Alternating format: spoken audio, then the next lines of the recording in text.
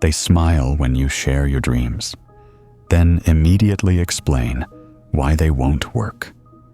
They celebrate your small wins, but somehow their praise feels like a ceiling, not a floor. They say they care about you, but every conversation leaves you feeling smaller, doubted, questioned. You thought something was wrong with you, that you were being ungrateful, unrealistic, too ambitious.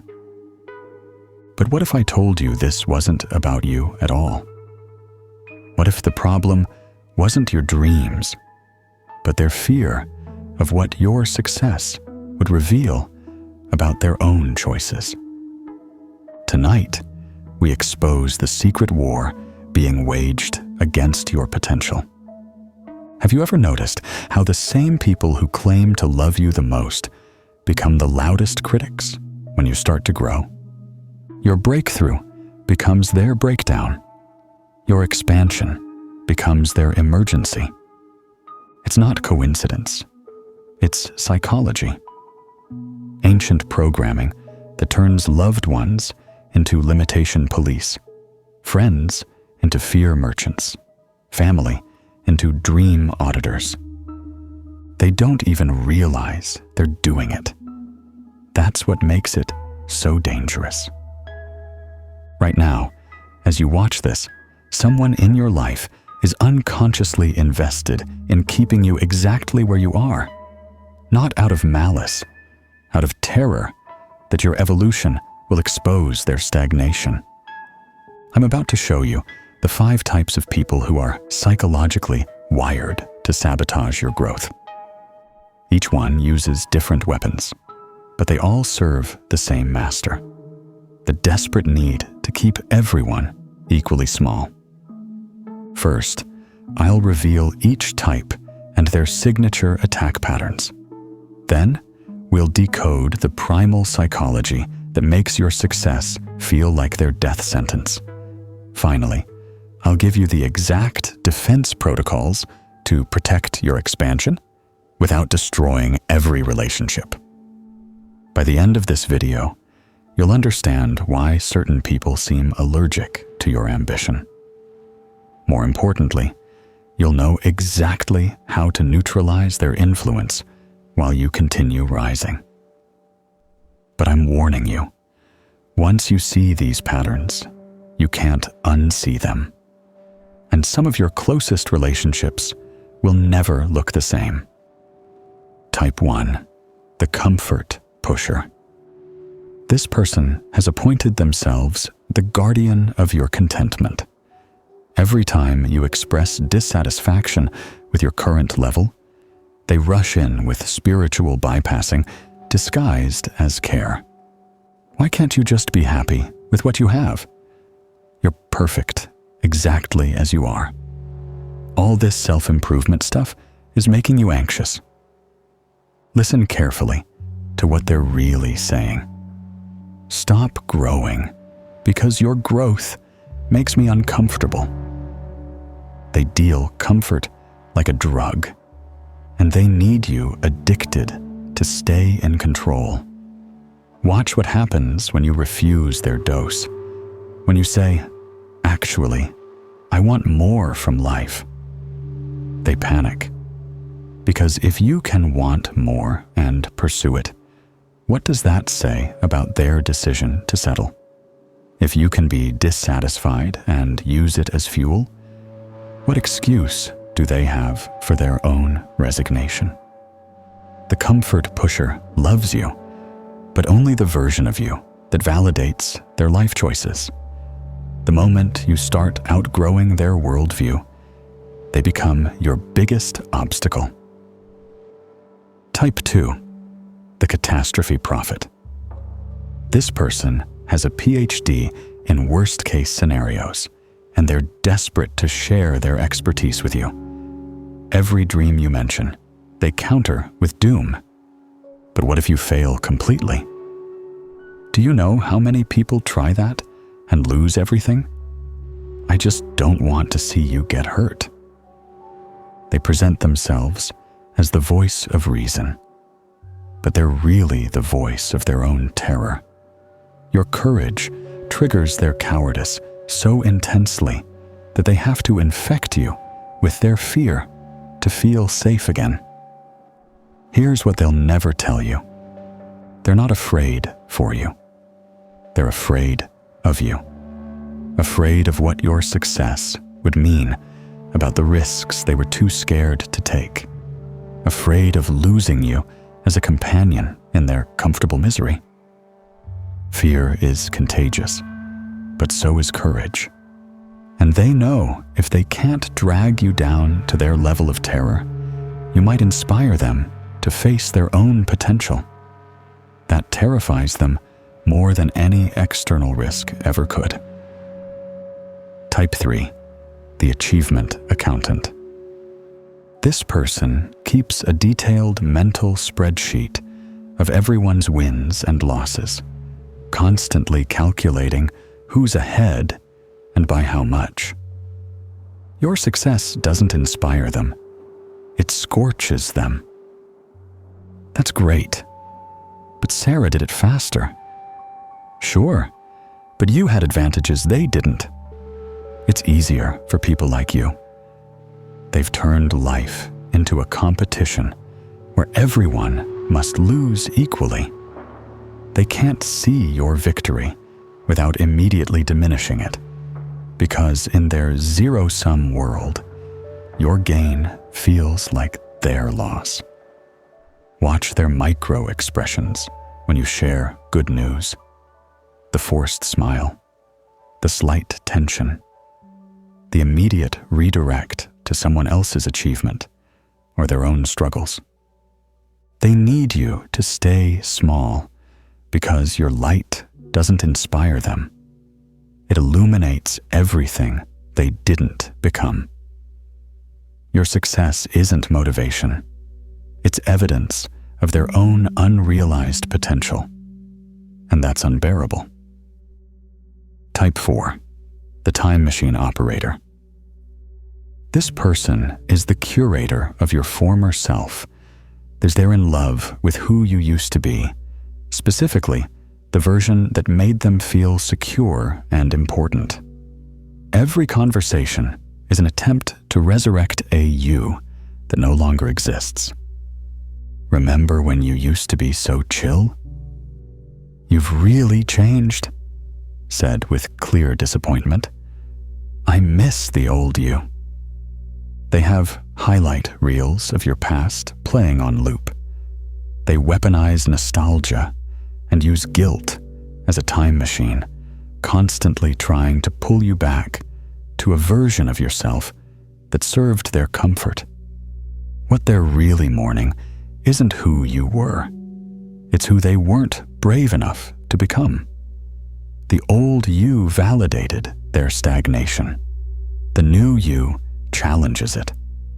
They're not nostalgic for the past. They're terrified of a future where you've evolved beyond their reach, where your growth exposes their choice to stay the same. Type 5, the reality enforcer. This is the most dangerous type because they disguise limitation as logic. They've appointed themselves the police of possibility, and your dreams are always guilty of being unrealistic. Let's be practical here. Someone needs to tell you the truth. I'm just being realistic.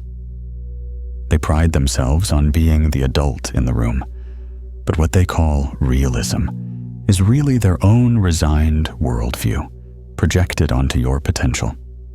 They audit every dream for feasibility, and somehow the numbers never add up in favor of expansion. Notice what they never research: success stories, people who made it, ways it could work.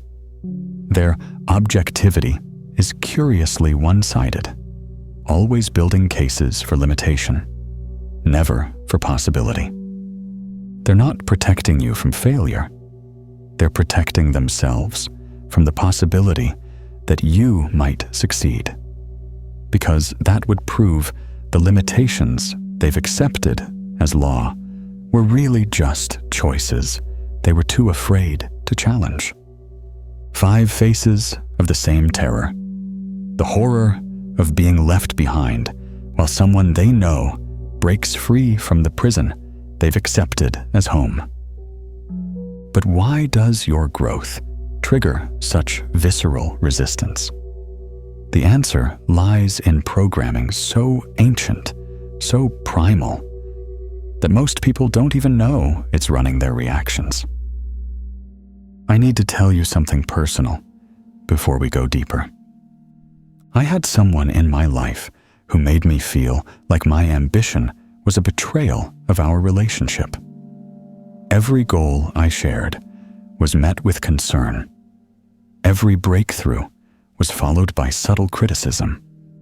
It took me years to realize they weren't protecting me from failure.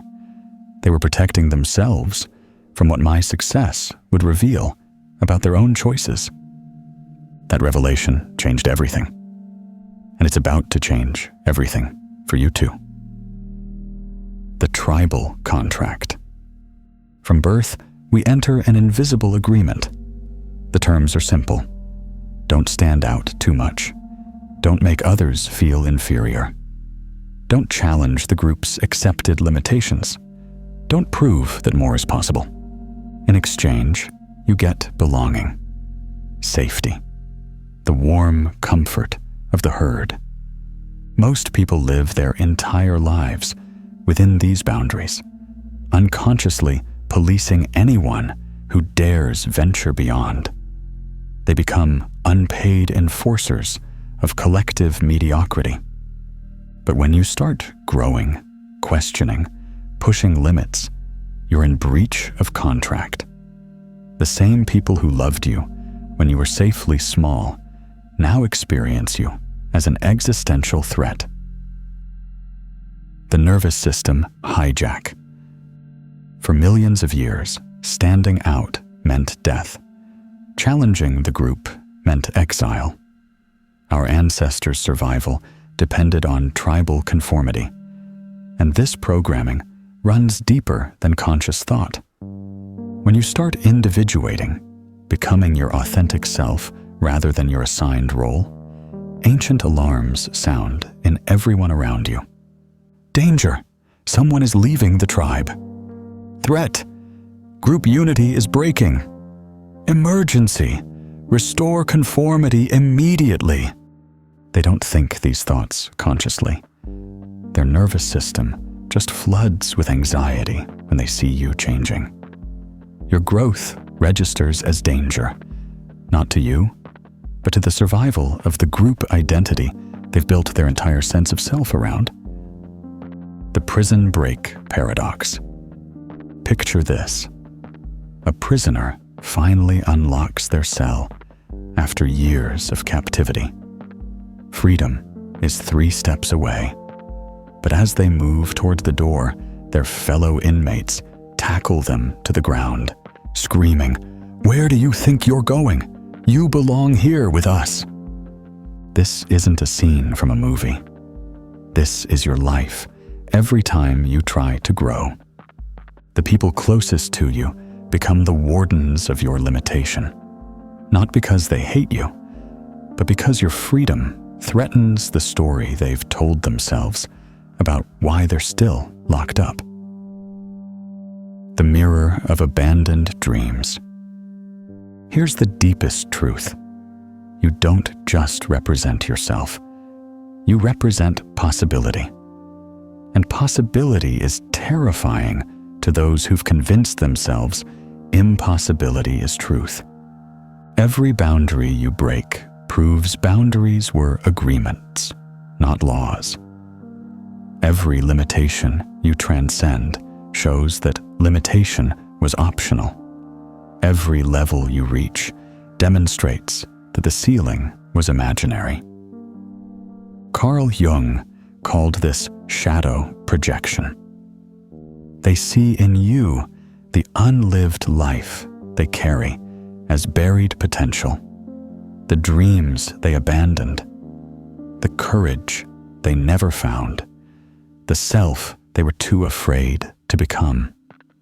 But rather than reclaim their own possibility, they project their self-betrayal onto you. You become the screen for their disappointment with themselves.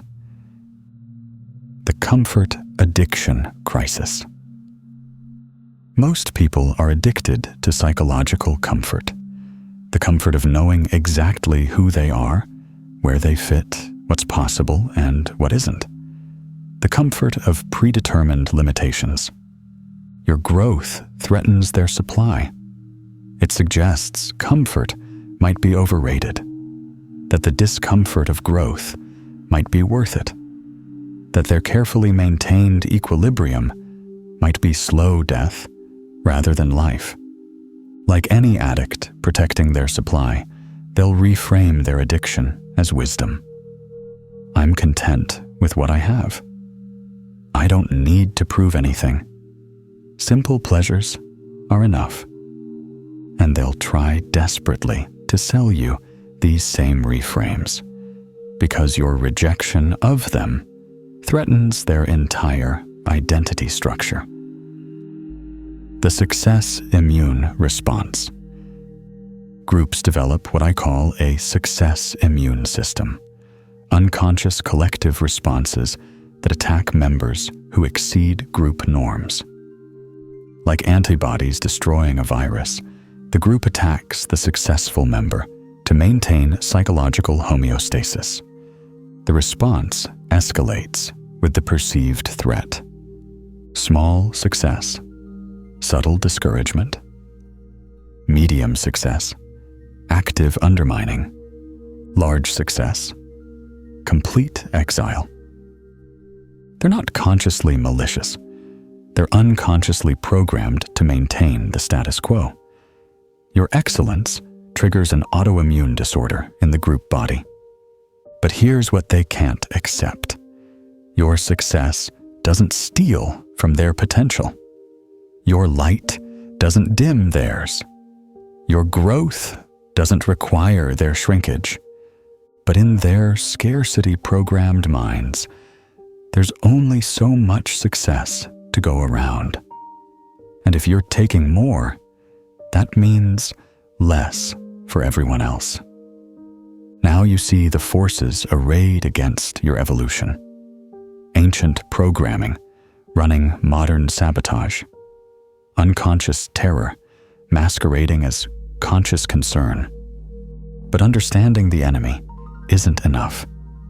You need weapons, strategies, ways to protect your expansion without becoming a hermit. Because isolation isn't the answer. Conscious connection is.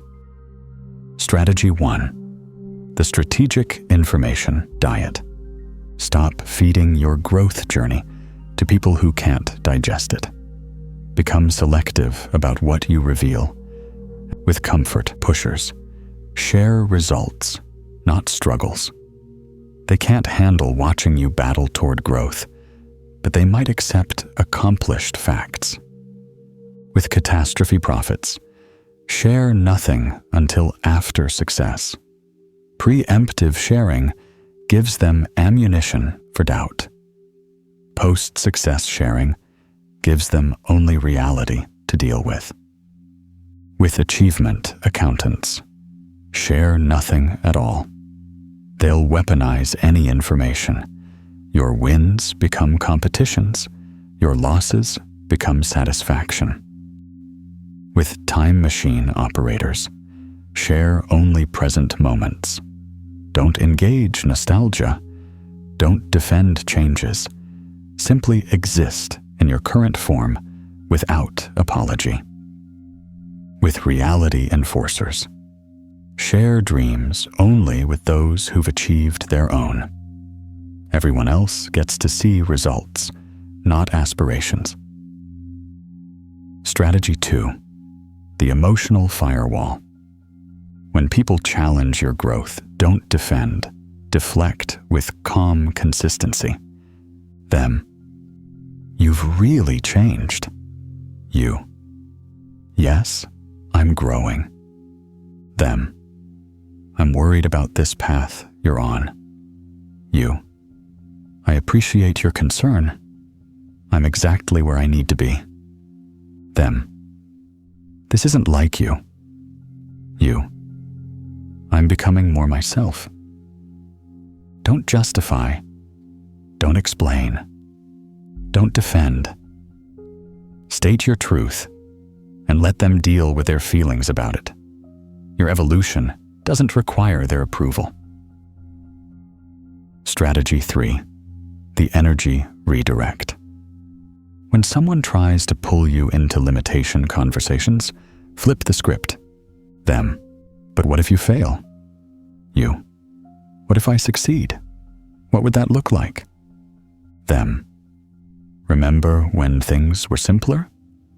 You, I'm excited about where things are going. What are you excited about? Them, must be nice to have time for self-improvement. You, I've been prioritizing it. What have you been prioritizing? Turn their limiting questions into expanding ones. Redirect backward focus to forward possibility. Not to convince them, to protect your mental space from their contagion. Strategy 4. The gradient distance technique. You don't need dramatic cutoffs. Create strategic distance levels. Inner circle, growth-minded people who celebrate your evolution. Middle circle, neutral parties who neither help nor hinder. Outer circle, active growth resistors. Adjust exposure accordingly. Inner circle gets full access to your journey. Middle circle gets pleasant surface updates. Outer circle gets polite distance. This isn't cruelty, it's conservation. You're protecting your energy for those who appreciate it and withdrawing it from those who drain it. Strategy 5. The preemptive frame. Before resistant people can frame your changes negatively, frame them yourself. I know I've been focused on growth lately. It's important to me, and I appreciate your patience while I figure things out. I'm experimenting with some new approaches. Some might work, some might not, but I'm learning from the journey. I realize I'm changing, and that might feel uncomfortable. Thanks for giving me space to evolve. You're acknowledging their potential discomfort before they voice it, framing your growth as personal exploration rather than judgment of their choices. Strategy 6. The boundary scripts. Have ready responses for common growth-blocking attempts. I need to do what feels right for me right now. I understand you have concerns. I've thought this through. I appreciate your perspective. I'm moving forward anyway. Your experience was yours. I need to have my own. I hear you, and I'm still going this direction. Practice these until they flow naturally. Boundaries spoken with calm confidence are infinitely more effective than those spoken with defensive energy. Here's your mission. Identify the primary growth blocker in your life right now. The person whose resistance affects you most. Notice how you shrink around them, edit yourself, apologize for your ambitions. This week, implement one protection protocol with them. Maybe it's strategic information sharing. Maybe it's gradient distance. Maybe it's a boundary script. Choose one and practice it. Also, identify one growth ally, someone who lights up when you share wins, who asks about your dreams with genuine excitement. Increase your investment in this relationship by 50% this week. Here's the truth that changes everything. They want you small because your growth reveals their choices. Your evolution exposes their stagnation. Your courage highlights their cowardice. Your expansion illuminates their contraction. But their comfort is not your responsibility. Their fear is not your limitation. Their resistance is not your reality. You weren't born to make scared people comfortable. You weren't designed to validate others' limitations. You weren't created to be a memorial to who you used to be. Some people will love your growth, nurture those relationships. Some people will fear your growth, have compassion, but don't compromise. Some people will hate your growth, respect their choice from a distance. Your expansion is not negotiable. Your evolution is not optional. Your growth is not guilty of threatening illusions that needed to die anyway. The cage door was never locked. They just convinced you it was. They just convinced themselves it was. Time to walk through it. Grow anyway. Write into the comments, "I choose growth over comfort." Let me see how many are ready to stop apologizing for their ambition. And if this video stirred something inside you, if you recognized yourself or someone in your life, subscribe. Because this conversation is just beginning. Your growth isn't selfish. It's necessary.